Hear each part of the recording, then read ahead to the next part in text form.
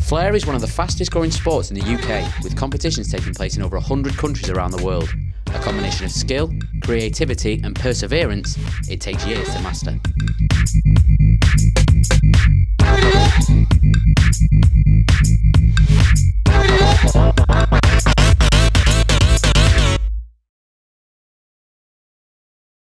It's more than a hobby, it's an obsession.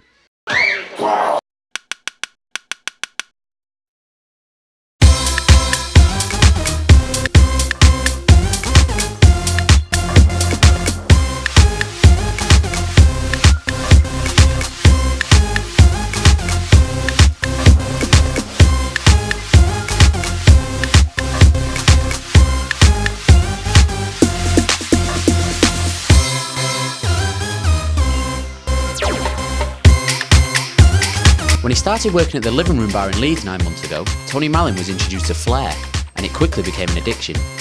The newcomer is now preparing for the prestigious World Open at the Roadhouse bar in London.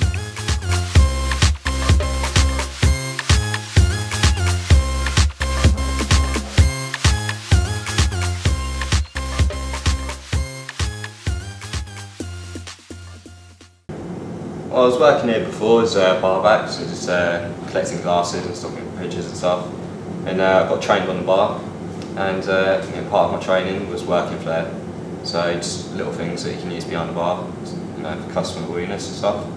And when I practiced a bit, made some dents in my walls, and ordered some tins online. Then just watched a few videos on YouTube and stuff, just other people from other competitions, and got the basics down. And just started thinking of my own moves, just, variations of stuff that I've already seen. Every now and again you'll get a brainwave of a move, and you practice that. It might work, it might not work, but if you alter the move, it can lead to another move. So yeah, it's all about practice and how creative you are.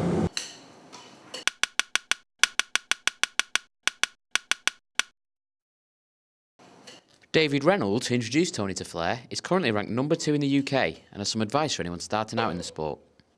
Like, originality is a big part of Flair, because no one wants to see everyone doing the same moves.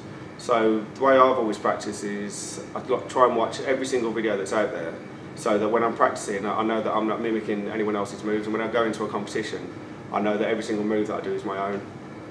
Because you want to try and create your own style and your own individuality. You don't want to be copying anyone else.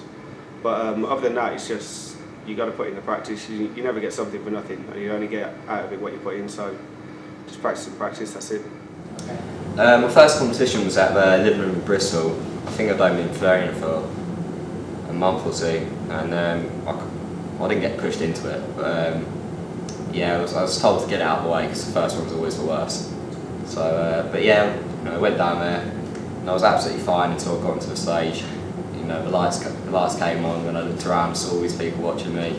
There was a balcony up as well. When I looked up, the balcony was full. And I was, the nerves kicked in. Went on. Just, it went alright. Could have gone a lot worse.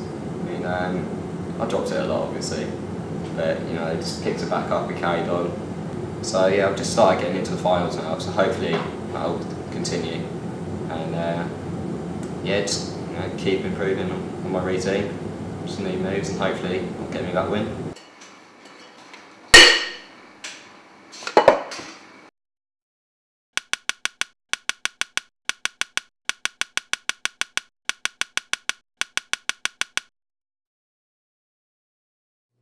After weeks of preparation, Tony has travelled to London to compete amongst the world's best. It's a big stage, and there's lots of good people here, so we'll see how it goes, but hopefully it'll be alright.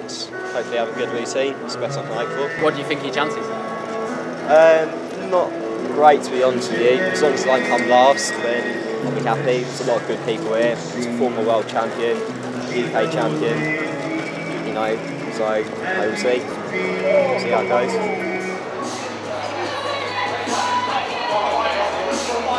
Roadhouse has a high reputation in the world of Flair and has been hosting competitions for over 10 years. I think it's very skillful, very entertaining.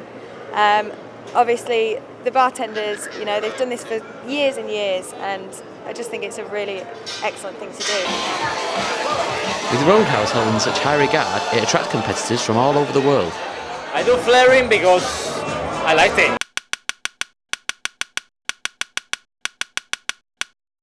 When I was a little bit more younger, I started practicing and it was good.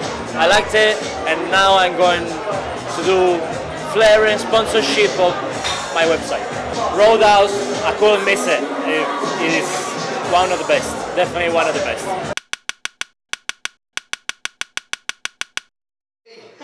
You know what's going on, it's the infamous one and only, it's the World Open Flair today, I believe. Don't forget they're all competing for the hot spot in the World Final at the end of the year, the big £10,000 cash prize and the title of the best flair bartender in the world. Next on stage, representing the living room in Leeds, put your hands together for Tony Marlin. Yep, here we go. Alright Tony, you know what you got to do, you got 5 minutes on the clock to wow the crowd and impress them in every way you can.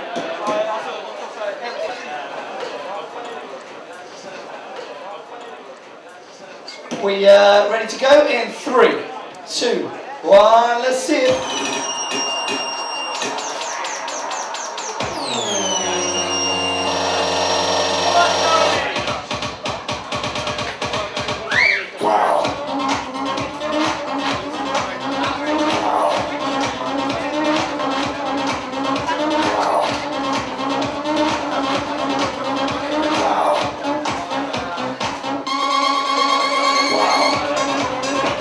Looking good.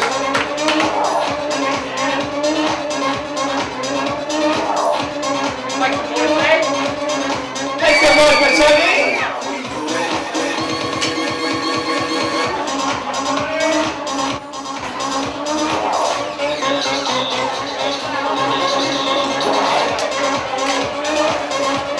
Looking good with the working plan.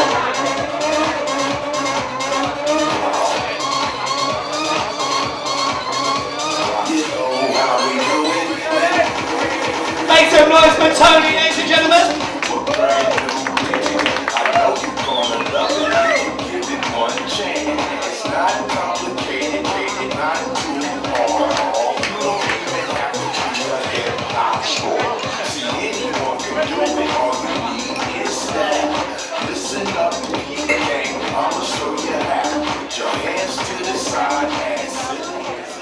More time, make some noise for Tony Marlin.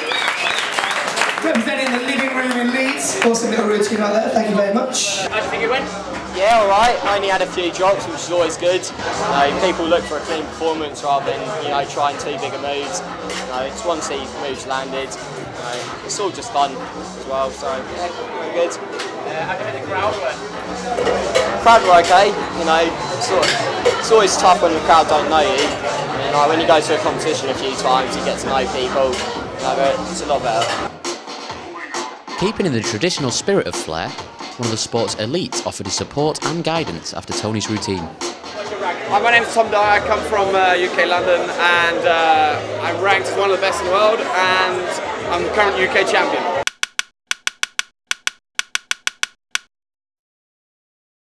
Nine months you've been flaring, right? Yeah. About 9. For 9 months, it's awesome. Like when I started, 9 months, I could still just do bottle tin. I think bottle tin, maybe 2 bottle tin. So yeah, man, doing really, really well. Just really, you're doing good because it's not dropping it so much on stage, which a lot of beginners will drop it a lot. But you just got to get that smoothness and just mold it all together into a more solid routine. So it takes time, it takes a lot of time, a lot of experience. So to have that confidence, to have that stage presence and to get everything together into a nice compact routine. But he'll get there and doing really well.